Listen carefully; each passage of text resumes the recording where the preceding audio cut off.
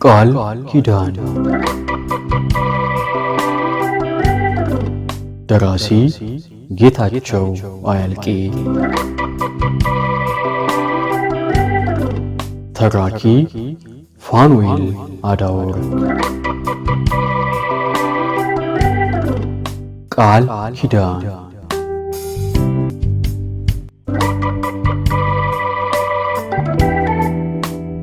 ቃል ኪዳን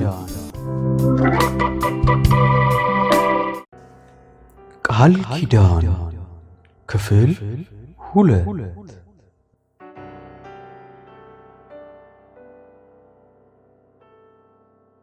በወረኝነታቸው የታወቁት ወይዘሮ ሽብሬ ብቻ አረ የምን ማሟረት ነው ደግም አይደል ጓደኞቹ ጋር ሊያመሽ ይችላል አምላክን ማማረር አሁን ምን ይባላል በማለት ቆንጠር ይሉ ጀመር።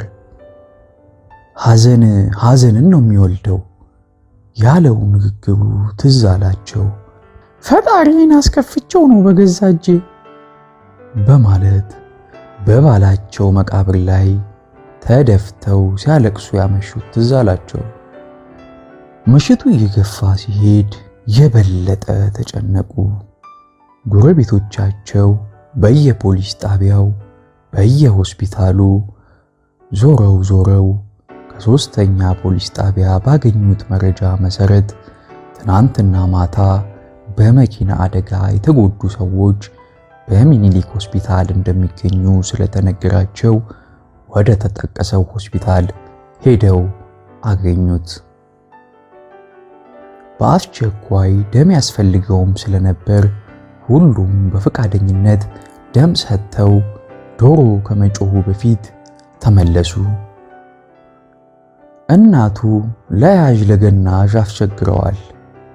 ጎረቤቶቻቸው ብቻቸውን መምጣታቸውን ሲመለከቱ ድንብር ብለው በመነሳት ቁርጤን ንገሩኝ እንግዲህ ምን ይባላል እያሉ ይጮሁ ጀመረ። አይጩሁ አለ አንደኛው ጎረቤት። ምን ነው አልጮህ? ከእንግዲህ ምን ሊቀርብኝ? ተገኝቷል ነው እኮ ምንሎት፣ ወደ ቤት ግቡ አሉ ሌላኛው።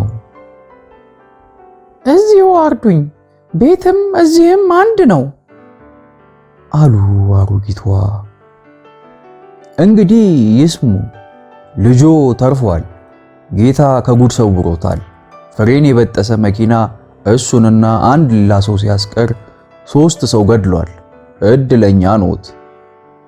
በእውነት ልጄ ተርፏል ሲሉ ጆሮአቸውን የተጠራጠሩ ይመስል በድጋሚ ጠየቁ። ይመኑን እንግዲህ። ይገጭ እንኳን በሕይወት ተረፈልኝ ተመስገን ከጉድ ያወጣኸኝ አሉና እጃቸውን ወደ ሰማይ በመዘርጋትና መሬት ላይ የተደፉ መሬቱን ከሳሙ በኋላ ጎረቤቶቻቸውን አመስግነው ወደ ቤታቸው ገቡ። አልጋቸው ላይ ጋደም ብለው ጎህ እስከሚቀድላቸው ድረስ ጠበቁ።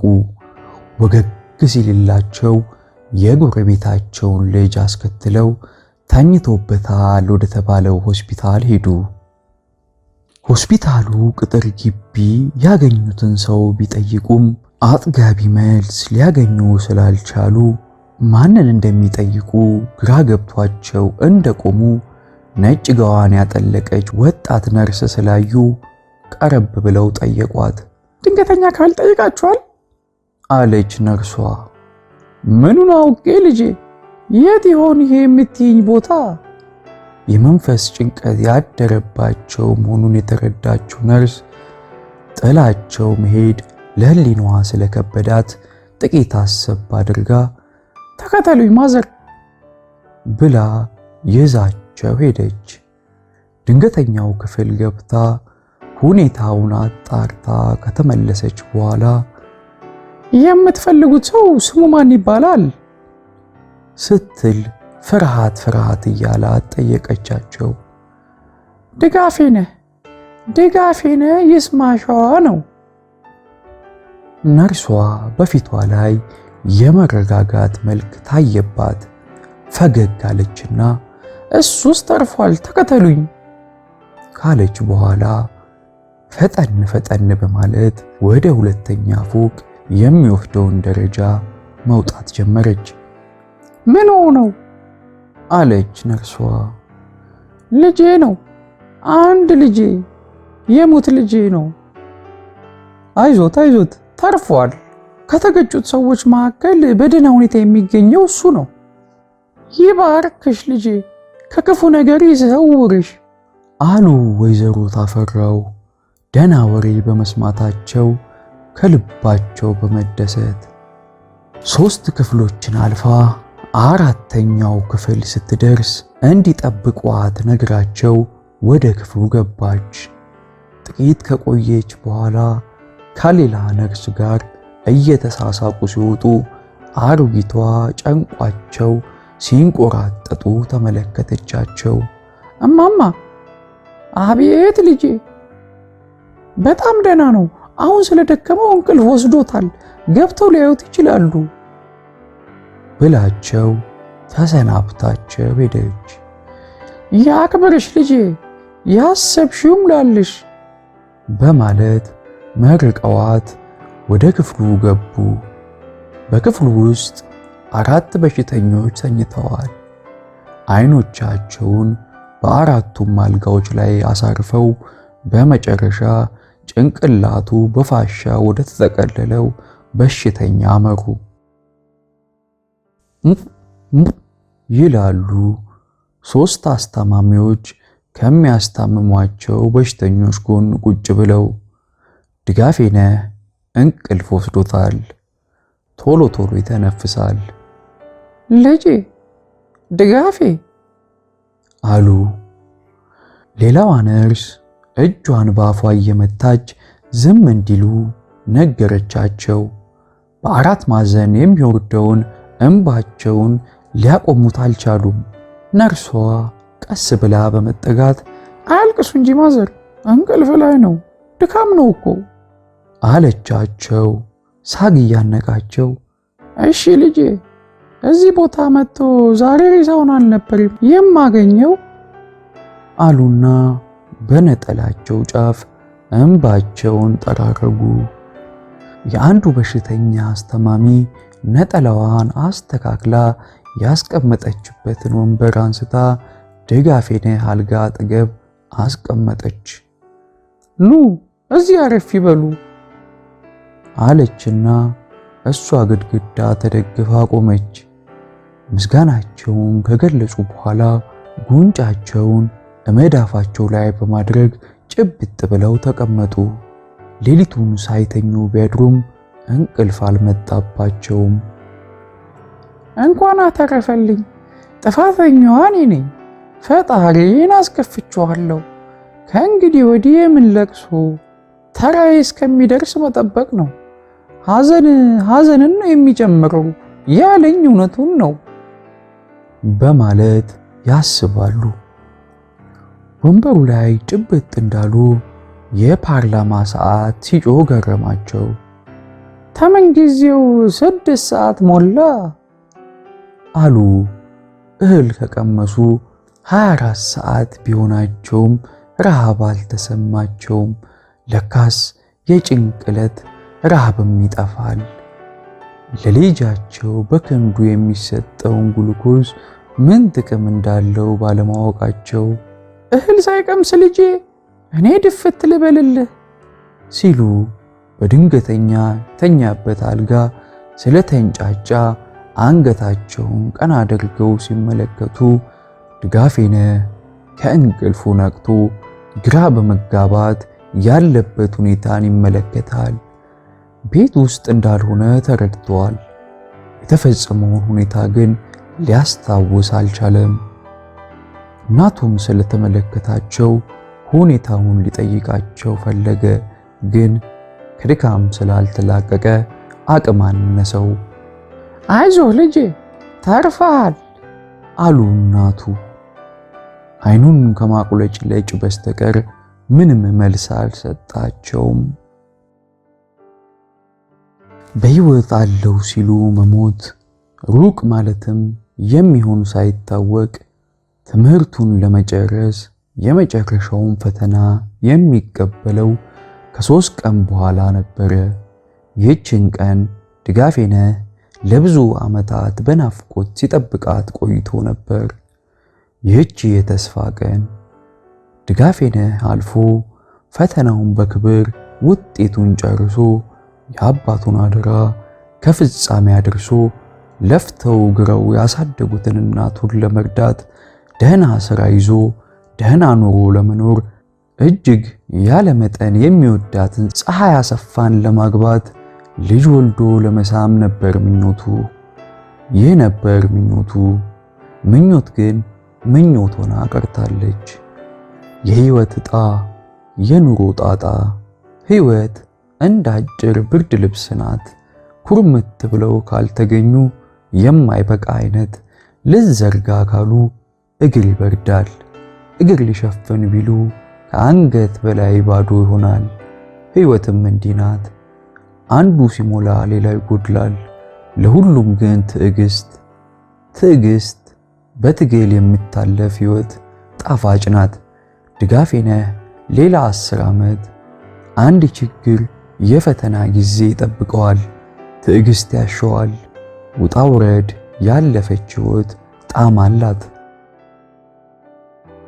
ከሆስፒታሉ ቅጥር ግቢ እንደወጣ ሁሴን መሐመድ ታክሲ ይዞ ወደ ፒያሳ ሄደ። በጓደኛው ላይ የደረሰው ድንገተኛ አደጋ አስጨንቆታል።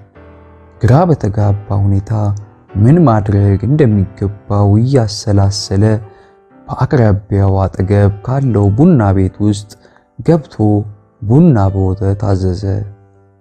ጋዜጣ ሻጭ፣ ባለሎተሪ ሻጭ በየተራ እየመጡ ይገዛቸው ዘንድ ጠይቀውታል። መልስ ግን አልሰጣቸውም። እነሱም ተስፋ ቆርጠው ወደ ሌላ ሰው ፊታቸውን አዙረዋል። ሐሳቡ በሙሉ ከ2 ቀን በፊት በመኪና ወደ ተገጨው ጓደኛው ጋር ነበር ያለው።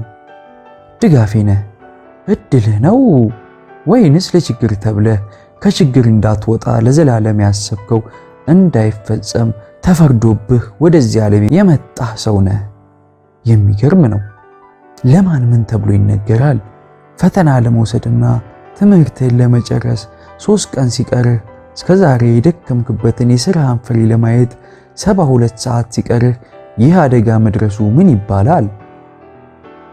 እያለ ብቻውን ሲያወራ ያዘዘው ቡና በወተት ቀረበለትና ከሄደበት ሐሳብ ጎዳና ርቆ ሳይሄድ ተመለሰ። አሳላፊውን ቀና ብሎ ከተመለከተ በኋላ አይን ለአይን ሲተያዩ ጭንቅላቱን ወደ ታች ጎንበስ በማድረግ ምስጋናውን ገለጸለት። የቀረበለትን እየጠጣ ፊት ለፊቱ ካለው አስፋልት ላይ ኳስ የሚጫወቱትን ሕፃናት ተመለከተ። ለመኪና ደንታም የላቸውም። በሁኔታቸው እየተገረመ ከዚህ ቀደም ያጋጠመውን አስታወሰ። መሃል አስፋልቱን ይዘው ኳስ የሚጫወቱ ሕፃናትን አይቶ ለምን ሜዳ ላይ አትጫወቱም በማለት አባረራቸው። ወዲያው ልጆቹ እንደገና ተመልሰው ሲጫወቱ በንዴት ሊያባረራቸው ሲሞክር አንዱ መንገደኛ ምን አደከመህ ወንድም? እነዚህ እንደሆነ መኪና አይገጫቸውም። መኪና የሚገጨው ከቤት የማይወጣውን ልጅ በድንገት ዕቃ ገዛ ተብሎ ሲላክ የሚሄደውን ነው ያለው ትዝ አለውና ፈገግ አለ። አሁን ይህች ዓለም ለሚጨነቅላት ጨካኝ ናት። ጓደኛዬ ኑሮውን ለመቋቋም ሲጨነቅ ሲጠበብ አንድ ቀን እንደ ሰው መደሰት ሳያምረው ከመጽሐፍ ጋር ብቻ ሲናቆር ይሄው ለዚህ በቃ። የሰው ነገር የሰው ልጅ ዕጣ ይሁና። መቼስ ምን ማድረግ ይቻላል? የመጣውን ሁሉ በጸጋ ተቀብሎ በጸጋ ሸኝቶ የሚመጣውን ደግሞ በጸጋ መጠባበቅ ነው። ሕይወት ውጣ ውረድ የበዛባት ጠመዝማዛ መንገድ ናት አለና ስለ ግል ሕይወቱ ማሰብ ጀመረ። ሁሴን መሐመድ ረዘም ያለ ለግላጋ ወጣት ነው። ሰውነቱ ፈርጠምጠም ያለ የስፖርተኛ አቋም ያለው ነው። አፍንጫው ትንሽ ብትሆንም አይኖቹ ቦግ ቦግ ያሉ ስለሆኑ የደስደስ ያለው ሰው እንዲሆን አድርገውታል። ድጋፌነ በ6 ዓመት ያህል ሳይበልጠው አይቀርም። በጣም ዲሲፕሊን እንዲሆንና ለስሜቱ ተገዢ ያልሆነ ሰው ነው። የሰው አይፈልግም፣ የራሱንም አይሰጥም። ከማንም ጋር መግጠምና ጓደኛ መሆን አይፈልግም።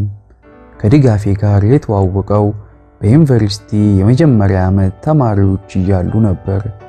ኑሯቸው ተመሳሳይነት ስለነበረውና እየተቀራረቡ እርስ በርሳቸው ስለተዋወቁ ትውውቃቸው ወደ እውነተኛ የልብ ወዳጅነት ተቀየረ። በሁሴን ላይ ብዙ ይወራበታል። ጥቅም የሚያስገኝ እስከሆነ ድረስ እናቱን ይሸጣል እየተባለ ይታማል። ነገር ግን እሱነቱን ጠለቅ አድርገው የማያውቁት የሚያስወሩበት እንጂ እሱ እንኳን እንዲህ አይነት ሰው አልነበረም። በእርግጥ ጠንቃቃ ነው። ሳንቲም ያለ ምክንያት ማውጣት አይወድም። ሳንቲምን አክብራት፣ ብር ሆና ታስከብርሃለች ይላል። በሌላ በኩል ብር ለማግኘት የማይሞክረው ነገር የለም። ችግር ሲደርስበትም አይርበተበትም። ረጋ ብሎ ከችግሩ ለመውጣት የተለያየ ዘዴ ይቀይሳል። ማንኛውም አጥር መውጫ በር ይኖረዋል ይላል። የትውልድ ስፍራው አርሲ ሲሆን ከሮቤ 30 ኪሎ ሜትር ላይ አደሌ በምትባል ስፍራ ነበር የተወለደው። አባቱ ገበሬ ሲሆኑ በዚህ ቦታ ኑሯቸውን ከመሰረቱ ከ30 ዓመት በላይ ሆናቸዋል። የባላገር ኑሮ ብዙ ትምህርት ሰጥቶታል። ገና የ4 ዓመት ጨቅላ ሕፃን ሳለ ነበር እናቱ በወሊድ ምክንያት የሞቱት። ምጥ ይዟቸው ብዙ ከተሰቃዩ በኋላ ወንድ ልጅ ወልደው ሕፃኑ ሲተርፍ እሳቸው አረፉ። እናት ያጣው ሁሴን እናቱ የሞቱለት ብዙም ያልታወቀውም የእናቱ ሞት ማለትም ምን እንደሆነ በዛ እድሜው አልተከሰተበትም ነበር። እማዬ የት ሄደች በማለት እያለቀሰ ሲጠይቅ ትመጣለች እየተባለ ተሸነገለ። የለቅሶ ዕለት ግራ የተጋባው ሁሴን በሁኔታው እየተገረመ ይስቅ ይጫወት ነበር። የእናቱ ተስካር እስከተደገሰ ድረስ አይዞ ባይ ነበረው። የሙት ልጅ እየተባለ ይታዘንለታል። በተለይም እናቱ በአካባቢው ነዋሪ ዘንድ በእጅጉ የሚወደዱ የሚከበሩ ሩሩ የነበሩ በመሆናቸው ለሁሴን በእጅጉ ታዘነለት። ከጊዜ በኋላ ቤታቸው ጭር እያለ መሄድ ጀመረ። ሲርበው፣ ሲጠማው፣ ሲከፋው አይዞ ባይ ማጣቱ እየታወቀው ሲሄድ የእናት ሞት ማለት ትርጉሙ እየገባው መጣ። ፈጣን አእምሮ ያለው ሁሴን እናቱ ሞት በተባለ ጨካኝ ነገር ለዘላለም ከእሱ መለየታቸውን ተረዳ። የተወለደውንም ሕፃን እኔ አሳድገዋለሁ በማለት የእናቱ እህት ወደ ሌላ ስፍራ ይዘውት ሄዱ።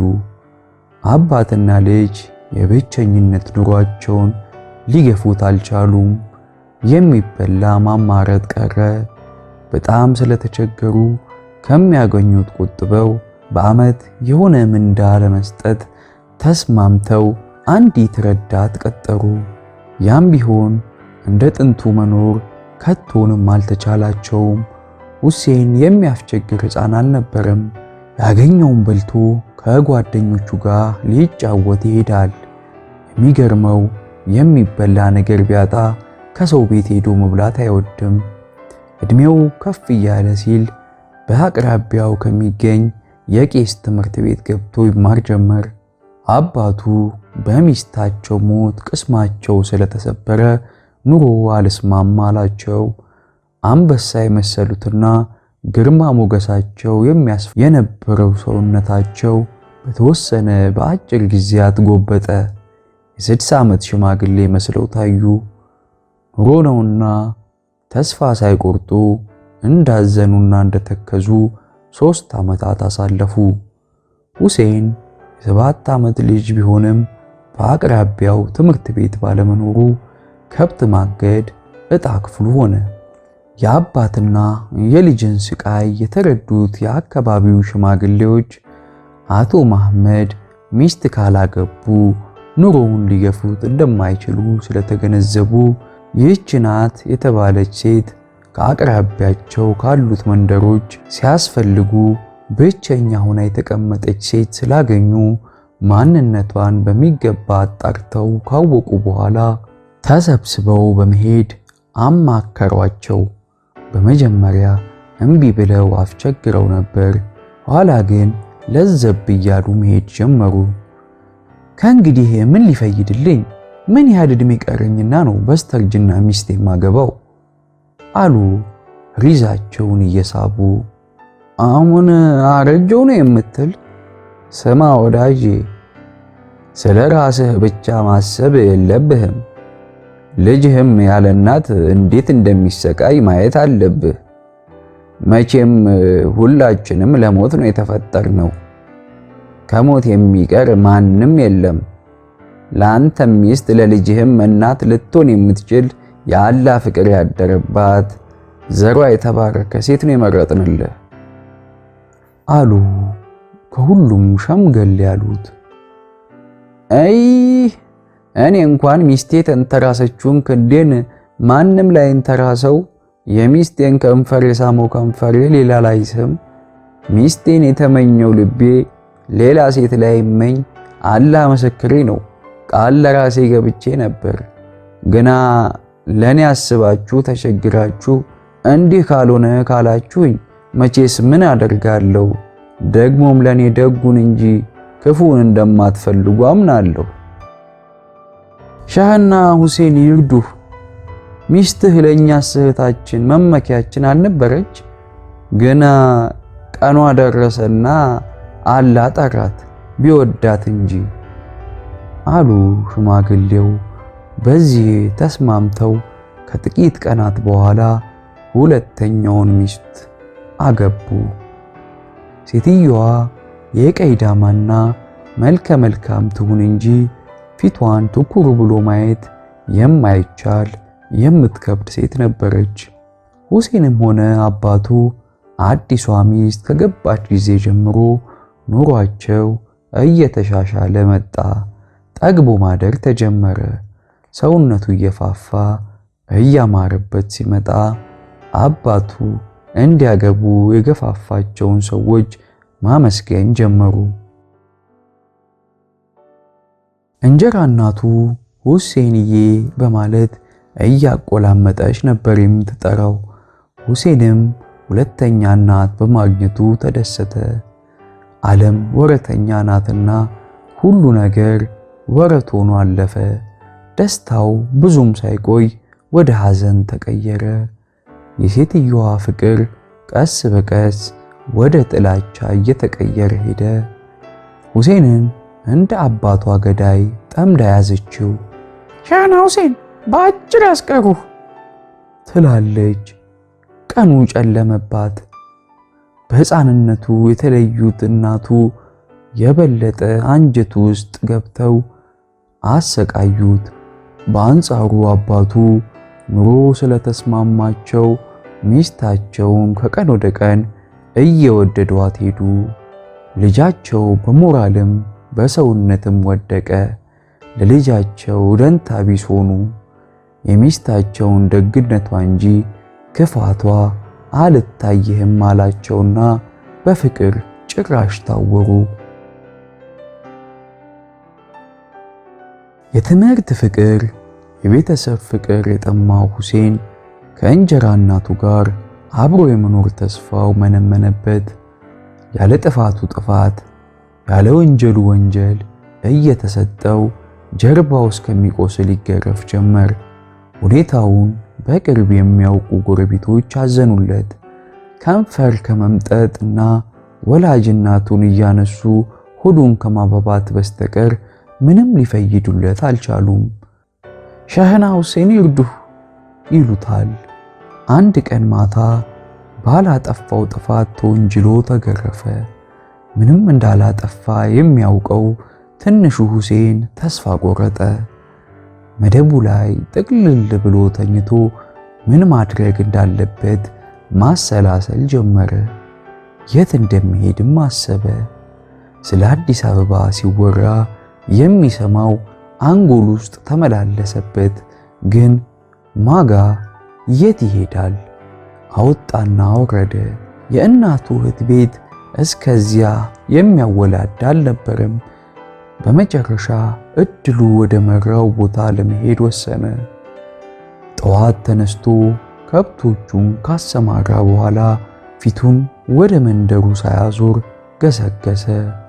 ሮቤ ሞቅ ያለች ትንሽ ከተማ ብትሆንም የንግድ ሥራ ይጦፍባት ነበረች። ረሃቡንና ችግሩን ተቋቁሞ ለትንሽ ጊዜ ሮቤ ለመቆየት ወሰነ። የሚያውቀው ሰው ባይኖርም አንድ ነጋዴ ቤት ተቀጥሮ የመላላክ ሥራ ይሠራ ጀመረ። ዕድሜው 9 ደርሶ ነበር። ሮቤ እያለ ስለ አዲስ አበባ የሚሰማው ነገር እረፍት ስለነሳው አንድ ቀን ወደ አዲስ አበባ ከሚሄዱ ነጋዴዎች ጋር አብሮ ተጓዘ። የአዲስ አበባን ኑሮ ሊለምደው አልቻለም። መጠጊያ ስላልነበረው ብዙ ተሰቃየ። ማደሪያውን መስጊድ አካባቢ አድርጎ የቻለውን ያህል መሸቀል ጀመረ። አንድ ቀን አንድ አስተማሪ ዕቃ የሚሸከምለት ሰው ሲፈልግ ሁሴን ለመሸከም ጠየቀው። አስተማሪው በዚህ ዕድሜህ ይህን ሥራ ለምን እንደተመኘ ይጠይቀው ገባ። የሕይወት ታሪኩን ባጫወተው ጊዜ ልቡ ስለተነካ ወስዶ ሊያስተምረው ፈለገ። የተመኘውንም አገኘ። አዲስ ሕይወት ጀመረ።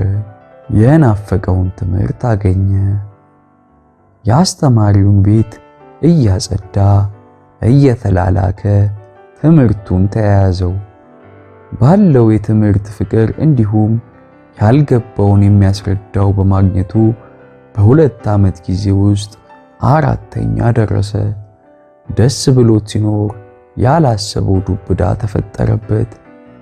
አስተማሪው እቤት ሳይመጣ በተከታታይ 2 ሌሊት አሳለፈ። ሁኔታው ያሳሰበው ሁሴን ግራ ተጋብቶ አሳዳሪውን ፍለጋ ጀመረ። ሊሳካለት ግን አልቻለም። በመጨረሻ አሳዳሪው በአንድ ቡና ቤት ውስጥ ሲጠጣ ተደባድቦ በጩቤ ሰው ገድሎ መያዙን ተረዳ። መሄጃ ያልነበረው ሁሴን የሚሆነውን መጠባበቅ ጀመረ። የአስተማሪው ዘመዶች መጥተው ዕቃዎቹን ከወሰዱ በኋላ ቤቱን ለአከራዩ አስረከቡ። ሁሴን በእድሉ ለጊዜው ቢማረርም ተስፋ አልቆረጠም። የበራለት ብርሃን ለጊዜው ቢጠፋም በጥረቱ እንደሚያበራው አልተጠራጠረም። አስተማሪው በየጊዜው ይሰጠው የነበረውን ገንዘብ በማጠራቀም 20 ብር አስቀምጦ ስለነበር ሽቶ፣ ምላጭ፣ መርፌ ገዝቶ እያዞረ መሸጥ ጀመረ። ለ1 ዓመት ያህል ትምህርቱን አቋረጠና ደህና ገንዘብ ያዘ። የንግዱን ሥራ እየሰራ የማታ ትምህርቱን ቀጠለ። የገንዘብን ጥቅም ያወቀው ከዛን ጊዜ ጀምሮ ነው። ጠንቃቃ በመሆኑ በሥራው እየጎበዘ 12ኛ ክፍል ደረሰ። ብዙ የሕይወት ውጣ ውረድ አልፎ ትምህርቱን በጥሩ ውጤት ጨረሰ። ሥራ ፈልጎ ብዙም ሳይጉላላ በአንድ የመንግሥት መስሪያ ቤት በ200 ብር ደሞዝ የሂሳብ ሰራተኛ ሆኖ ተቀጠረ። በዚህ ብዙም አልተኩራራ። ገና ብዙ መማር እንደሚቀረው ያውቃልና ራሱን ከአልባሌ ቦታ ቆጥቦ በስነ ስርዓት ኑሮውን መምራት ጀመረ። የአባቱንና የወንድሙን ሁኔታ ለማወቅ ስለፈለገ በቂ ገንዘብ ይዞ ያችን የትውልድ መንደሩን የተለየ ሰው ሆኖ ሊያያት ፈለገ። አባቱ ከጠበቀው በታች ተጎሳቁለው አገኛቸው። የዋህ ልቡ አባቱ ያደረሱበትን በደል በሙሉ ሰረዘላቸው። ይቅር ለእግዚአብሔር ተባባሉ። አባቱ በልጃቸው አድራጎት ልባቸው ተነካ። ልጄ ገድዬሃለሁ እኮ፣ ሰው ከገዳዩ ጋር እንዴት ይታረቃል? ልጄ ለሴት ብዬ እኮ አሰቃይቼሃለሁ፣ ማረኝ፣ ከልብህ ማረኝ አሉ። ጭራሽ ወድቀው በምርኩዝ ነው የሚሄዱት። እሱ ከጠፋበት ጊዜ ጀምሮ በቤታቸው ውስጥ ሰላም እንዳጡና በመጨረሻ ያገባት ሴት ያለ የሌለ ንብረታቸውን ጠቅልላ ባዶ ቤት እንዳስታቀፈቻቸው ሄዳ የልጁ ግፍ ነው እየተባለ የሀገር መሳቂያ እንደሆኑ ኋላም ወንድሙ ከአክስቱ ቤት ተመልሶ እያረሰ እንደሚረዳቸው ተረኩለት። ለጥቂት ቀናት አብሯቸው ከቆየ በኋላ በቂ ገንዘብ ሰጥቷቸው ወደ ሥራው ለመመለስ ተሰናብቷቸው ወደ አዲስ አበባ ተመለሰ። ሁሴን ንጹሕ ሰው ሲያጫውት ረጋ ያለ ዓላማ ያለው ሰው በመሆኑ አብራ የምትሰራው ባልደረባው ስለምታውቅ ዘወትር ስለሱ ማውራት ደስ ይላት ነበር። ከቀን ወደ ቀን እየተግባቡ መጡ። የሕይወት ታሪኩን ሳይደብቅ አጫወታት። ከመገረምም አልፋ ተማረከችለት። አይን ዓለም ትባላለች። ተጫዋች፣ ደስተኛ የሆነች ንጽህናዋን የምትወድ ሴት ናት። ቤተሰቦቿ አሳ የሚል ቅጽል ስም ያወጡላት ሴት ናት። ከጠዋት እስከ ማታ ከውሃ ውስጥ ባትወጣ ደስተኛ ናት። ጠይም፣ አፍንጫ ደፍጣጣ፣ ስትናገር ንግግሯ እንደ ሙዚቃ የሚስብ የደስ ያላት ሴት ናት። ቁልቁል ማየት ታበዛለች እንጂ ለቁም ነገር እንከን የማይወጣላት ስትሆን በዛው መጠን ስትናደድም ሰይጣን ናት። በሰው ላይ ክፋት ማየት የማትወድ ስትሆን በተለይ እከሌ እከሊትን ወይንም እከሊት እከሌን ከዳቸው የሚባል ወሬ ስትሰማ በጣም ከመበሳጨቷ ሌላ ከዳተኛውን በማያገባት ገብታ ትጣላለች። በዚህ ጠባይዋ ነበር ሁሴንም የወደዳት። ሁለቱም በማያገባቸው አይገቡም፣ ማማት አይወዱም። በመጨረሻ ባልና ሚስት ከአንድ ወንዝ ይቀዳል እንደሚባለው ተዋደዱ። ለመጋባት አልቸኮሉም። ትምህርቴን እቀጥላለሁ ስላላት እሷ እንኳን በትምህርቷ ደካማ ስለሆነች እንደማትቀጥል እሱ እንዲቀጥል ተስማምተው ያጠራቀመውን ገንዘብ እየተጠቀመ ትምህርቱን ቀጠለ። ለሁሴን የቅርብና የልብ ወዳጁ ድጋፌነህ ነበር። ከ3 ቀን በኋላ ለ5 ዓመት የደከመበትን ፈተና ለመፈተን በዝግጅት ላይ ከርመው በዛሬው ዕለት ቀጠሮ ስለነበራቸው ቀጠሮውን አክብሮ እቤት ሲመጣ ነው በመኪና መገጨቱን የነገሩት። ከመጠን ያለፈ ነበር የደነገጠው። ሲከንፍ ሆስፒታል ሄደ። ጭንቅላቱ በፋሻ ተጠቅልሎ ቢመለከተው ልቡ በሐዘን ተነካ። ከሳምንት በፊት ሲመኙት የነበረውን አስታወሰና ሳያውቀው አይኑን ባቀረረ። አሁን የተቸገረው ለፀሐይ አሰፋ እንዴት ብሎ እንደሚነግራት ነው። አሁን የሰው ልጅ የሚያጋጥመውን ሳያውቅ ሩቅ ያልማል። የሰው ልጅ ወዳቂ፣ ተሰባሪ፣ ተስፋ የማይታዩ ተስፋ ማን ያውቃል? አሁን ለሁሉም አጥር መውጫ በር አለው። ማን ያውቃል? ይህ የሕይወት ሕግ ነው አለና ፀሐይ አሰፋ ወደምትሰራበት መስሪያ ቤት ለመሄድ የጠጣባትን ሂሳብ ከፍሎ ተነሳ። ክፍል 3 ይቀጥላል።